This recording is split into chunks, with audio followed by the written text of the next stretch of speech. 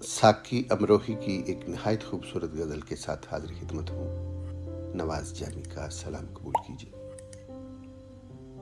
खुदा ने क्यों दिले दर्द आशना दिया है मुझे, इस आगही ने तो पागल बना दिया है मुझे।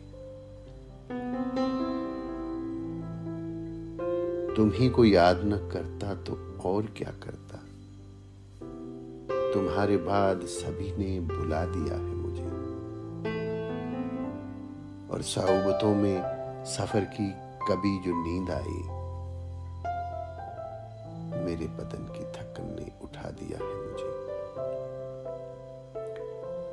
मैं वो चिराग हूं जो आंधियों में रोशन था, खुद अपने घर की हवा ने बुझा दिया है मुझे। बस एक तोहफे अफलास के सिवा साकी,